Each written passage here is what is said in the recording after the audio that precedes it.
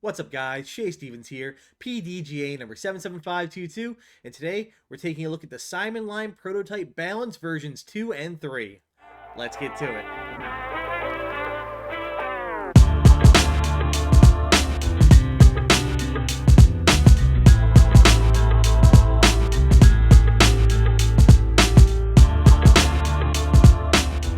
So MVP fans were first introduced to the balance in the 2024 Gyropalooza packs. MVP was upfront with it, just saying that these were prototypes that weren't flying as intended. They were much more overstable than they wanted. And instead of grinding up the whole run, they thought it would be cool just to, stamp them up and give them to fans, to have a little piece of history. And they got them PDJ approved too, which is nice. So that way fans can throw them in sanctioned events if you want. But they went back to the drawing board, and at Disc East, MVP released versions 2 and 3. So 2 has a red stamp, 3 has a black stamp. And these are just more options for Simon to mess around with. And again, they wanted the fans to experience them as well, so we can give our feedback on them.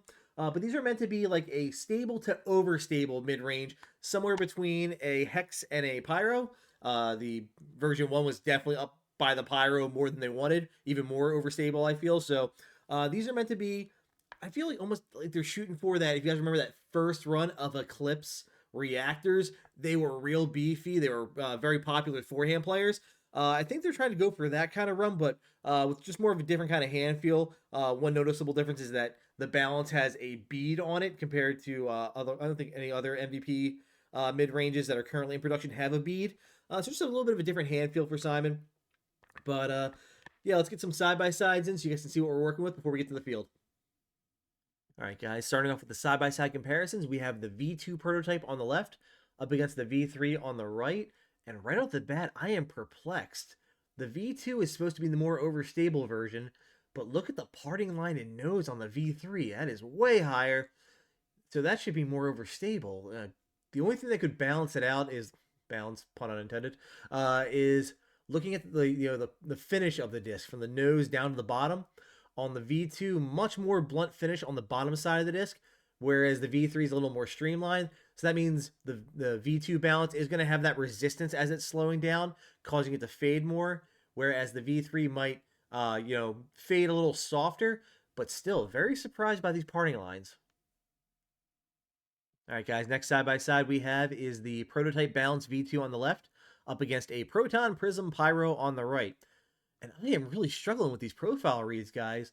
Now, the balance does have a deeper feel than the Pyro, so I would expect it to ride a little bit higher. So the parting line being a little bit up doesn't surprise me, but the bottom finish of the disc again, guys, is much more blunt on the balance than it is the Pyro, which all signs indicate it should be flying more overstable than the Pyro, which is not what MVP wants. That would be out towards the V1 discs. So, going to be interested to see how it flies. If it's going to be as beefy as the Pyro. All right, guys, next up for the comparisons, we have the V3 balance on the right up against a special edition neutron reactor on the left. I know Simon keeps saying he wants this balance to slot somewhere between the Pyro and the Hex. I feel like the reactor is a better understable field goal just because it's a little more overstable than the Hex. And I really think he's chasing that overstable run of Eclipse reactors just in a different kind of hand feel. And just looking at these side-by-sides here, I think that's what he's going to be getting compared to the Neutron. So the nose on the balance, a little bit higher, so a little more overstable. But the finish on the bottom of the discs, pretty comparable. So I feel like the balance is going to be a slightly more overstable reactor, which is, I think, what Simon and a lot of players are chasing. So, of course, I had to throw it up against one of the first runs of the Eclipse reactor on the left there. And you can see noses are very comparable. Just, I feel like the disc height is what's the real change. Balance is a little bit deeper feel, especially with that bead on the bottom pumping it up a little bit. These two discs are looking pretty comparable though, so if you were a fan of the first runs of Eclipse reactors, but want a slightly different hand feel, I think the Balance V3 might be your answer. All right, guys, time to head out to the field. But before we get there, apologies for taking so long to do this review. The weather here has just been lousy.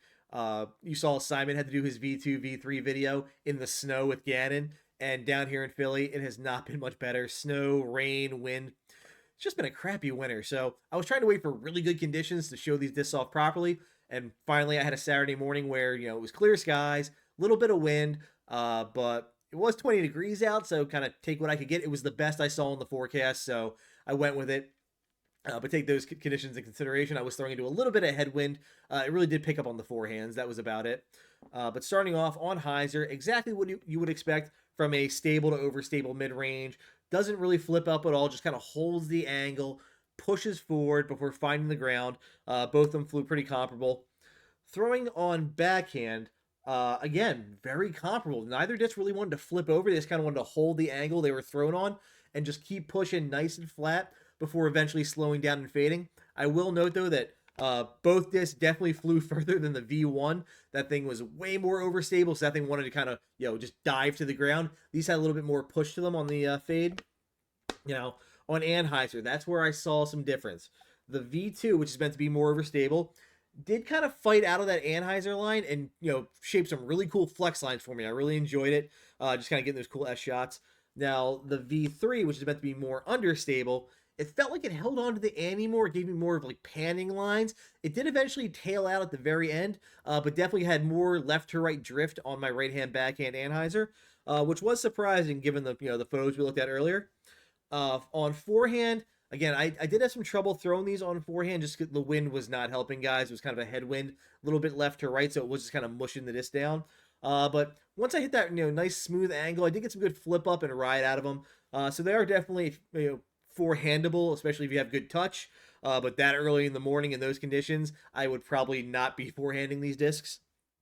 But like I said, that backhand turnover with both these discs did surprise me a bit, just given the side-by-side shot. So when I came home, actually, I had received some packages in the mail, and you guys know how I do. I had ordered 2 more balances from another retailer. So I have some more side-by-sides I want to take a look at, just doing balances versus other balances. So let's take a look. All right, guys, on the second round of comparisons, we have 2 V3 balances here, and you can see the difference. The one on the left is the one I just got, and the one on the right is the one I threw in the field. Way more overstable on the one I threw in the field, which this jives now, because I've heard a lot of people saying they were actually able to get some nice flip and ride out of their V3 balances where I wasn't able to get any. So I think I just got a really beefy V3. And for good measure, I put the V2 balances side by side as well. And you can see, new one on the left, the one I threw in the field on the right. There is some variance here. The noses are a little off, but the parting lines match up pretty much perfectly. So a little bit of variance, but definitely not as extreme as the V3 balance. Yeah, so some interesting side-by-sides there.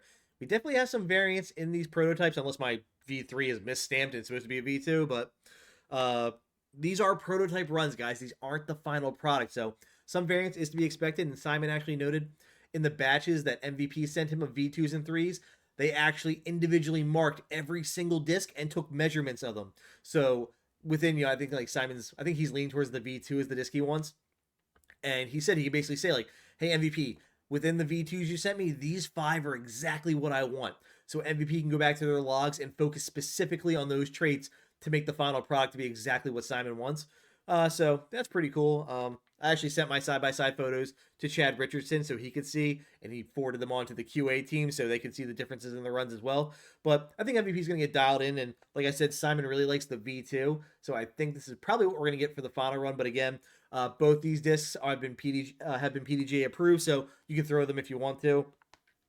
Personally, I've seen my friends who have, faster arms, go for bigger distance. They seem to really be liking the V2, whereas slower arms seem to really be leaning on the V3 more. But yeah, they're both options for you guys. Although if Simon goes to the V2, the V3 might be a little harder to secure a supply of in the future. So if you like it, make sure you do grab some just to make sure you're covered. But with that, guys, I'm waiting for the final product of the balance to make a decision if it's going to go in the bag or not. So putting a pin on it now, keeping my mid-range lineup exactly how I have it right now because I love it. But again, sorry to put this review out so late, guys. Did my best. Hopefully the weather will cooperate in the future. But with that, I want to say thank you guys for all your support. If you have any questions for me, reach out. I'll do my best to answer them. Take care. Thank you to my sponsors. For all your disc golf needs, check out Phoenix Discs and Foundation Disc Golf.